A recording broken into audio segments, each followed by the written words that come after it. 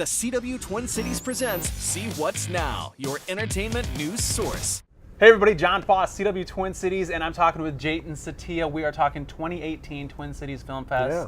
And we have some local people. Number one, Jim Burke. Jim Opening Burke, night. Tell us about that. Minnesota producer. He's coming back with this film called Green Book, which just won the best film at Toronto, basically, which basically escalates to the top ranks of the films to watch, and we have it as our opening night film, and we're super excited about that. We also have time for Ilhan with Ilhan Omar, our State House rep, who's now running for a national spotlight. She's going to be here on opening night too.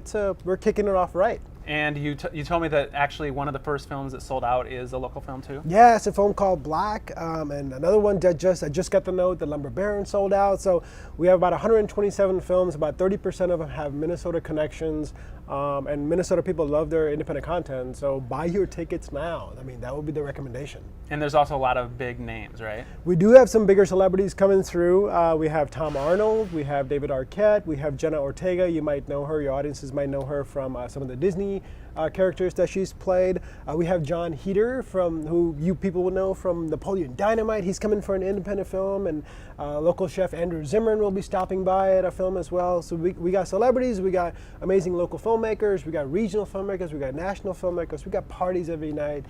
You attend those, you have fun with those. That's right. Yeah. And speaking of big names, we have Jatin Setia right here. How did you take this thing from nothing to basically being the biggest film thing going on in the Midwest? Well, it's dedication, it's passion, right? And it's surrounding yourself with good people. I have all three of those, and I find myself lucky to have that. And we're a nonprofit organization, so you do what you can with what you have, and you grow slowly and methodically, and you do what you can from grassroots, and that's why where we are today. And I'm super happy that I have the team that I have, and support that, like yourself, individuals like yourself who come out and support the films, come to the films, talk about the festival, and then of course talk to your constituents as well. So where did you even get the idea to create a film festival? I actually got laid off in corporate America in 2008, and I found it a blessing in disguise. What were you doing? I was working with United Health Group. Okay. And I was actually doing some database management for them. Just like 2008, a lot of other people were getting the workforce reduction thing happening. Happened with me as well. I was born in India, so Bollywood has always been a big part of my life.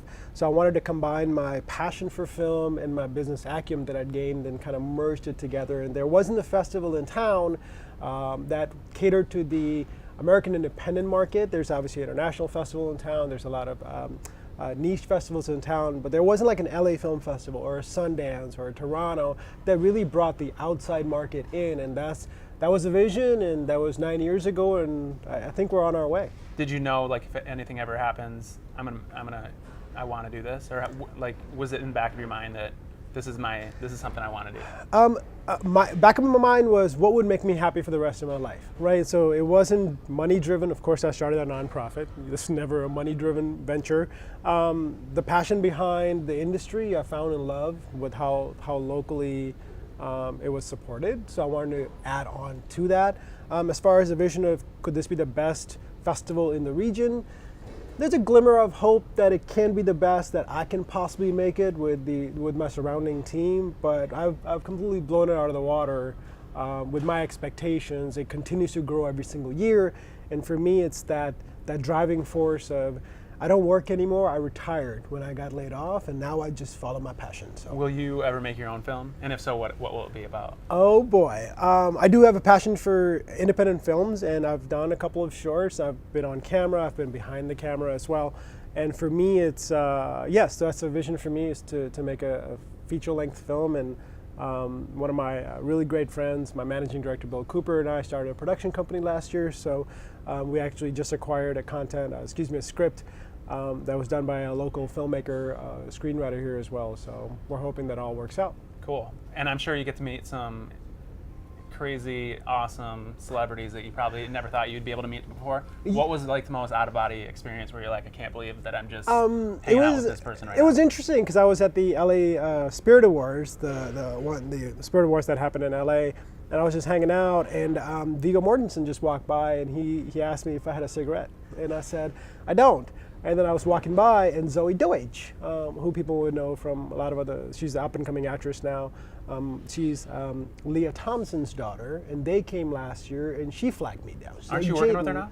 With Zoe Deutsch? Yeah. I wish. Or wasn't she here for She something? was here Okay. last year for the Year of Spectacular Men, which she starred in. Her sister Madeline Deutsch wrote it, and Leah Thompson directed it. So they were all here. So I got to know them a little bit, but it was interesting, out of body, like not being here running the festival, being out there in the world, and then somebody flagging you down and giving you a hug. And I'm like, cool, how's it going? So it's like a more friendship now, which is kind of cool, which is great. So those are some out of body things. So now that you've kind of taken things to the next level, do you have any like crazy expectations, like any like hopes for the future of For the something, festival? of the festival or your career, just something that you think, wow, I didn't think I could get to this level. Maybe I can go even further. Yeah, I mean, for the festival, I want the festival to keep growing, and the next iteration of growth is distribution. So if you think about Sundance, Tribeca, any of those major film festivals, they become distribution festivals where filmmakers take their content and ideally get to find distribution, make the deals over the coffee, napkins and stuff. I want Twin Cities Film Fest to be that, and we're well on our way. We actually had 2 films that got distributed. They got bought at our festival last year and now are in wide distribution, and we're getting a few more smaller distributors to come through, and that is the next iteration of our organization, is to continue growing from that perspective. Personally, I want to make sure that I'm doing, again, still following my passion, and I would love to finish the feature that we just acquired and then on to the next thing. And for me, it's the next day as opposed to 10 years from now. And if you don't give yourself too many milestones to hit, you will always overexceed, and that's kind of the way I am. So. Noted. Note to self. Yeah. All right. Well, Jatin Setia, thank you so much. And Twin Cities, check out the Twin Cities Film Fest. Tickets are on sale right now. You can get them at twincitiesfilmfest.org. Yeah. Check it out. Cool.